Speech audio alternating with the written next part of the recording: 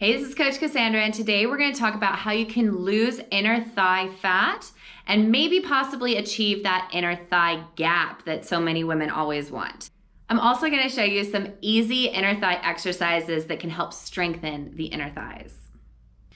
The inner thigh area can be a serious anxiety trigger for many people. It's an area that tends to lend itself to fat storage and is up there with the lower belly and upper arms for its inclusion in the question trainers often receive, how can I get rid of this? At best, with inner thigh exercises, you will build stronger muscles under the fat. And if you are really seeing that muscle growth, you may increase the size of your thighs in the process. So how can you get rid of inner thigh fat? The short answer is that you probably won't lose much if genetic predispose you to fat storage in those areas. Some people are just designed to hold fat in that area. However, the longer answer is that you can reduce your body fat with exercise and diet, but you'll lose fat from all over your body. You cannot spot reduce areas of your body with exercise. Don't give up hope though. An increase in muscle and a little reduction of body fat can actually make your legs more shapely within the confines of your genetic potential.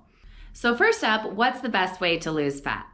Well, your diet is key to a lot of fat loss, but it is not as simple as calories in versus calories out.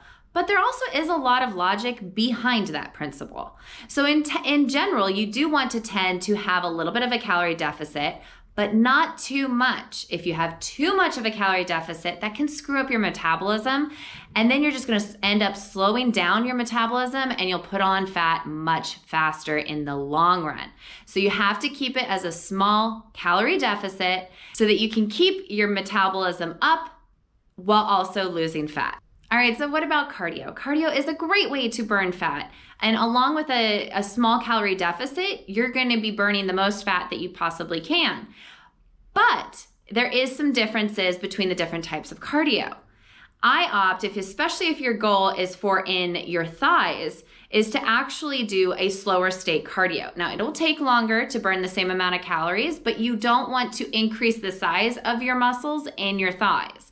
And if you do something like sprinting, that's going to increase the size of your muscle because it requires a lot of muscle mass to achieve that sprint. All right, now last up is strength training. Now, when you're doing strength training to achieve a smaller, leaner muscle, you don't want to be constantly going to the most difficult weight that you can lift. You don't want to be trying to achieve your highest rep maximum, okay? So you don't want to increase your weight consistently and going as heavy as possible. You want to maintain a light to medium weight. So a couple of my favorite exercises for the inner thighs is actually the inner thigh squeeze. What you're going to do is you're going to want to place a ball that has some give to it between your knees. You're just going to sit on the floor, feet on the floor, and you're going to put the ball between your knees and you're just going to squeeze. Now you want this ball to not be a hard ball like a baseball or a softball or something like that. You also don't want it to be too soft or too big. You want it to have some give, but not a lot.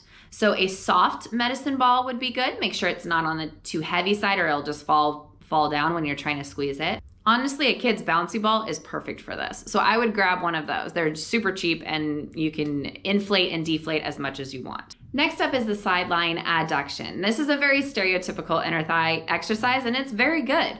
All you want to do is lay down on your side with the bottom leg fully extended and the top leg supporting you, helping keep your balance. You're just going to lift up and down for about 10 to 12 reps and do about 3 to 4 sets of this. Now to increase the difficulty, but make sure you don't increase it too much. We're not trying to get the heaviest weight possible here. We're just trying to achieve a light to medium weight here.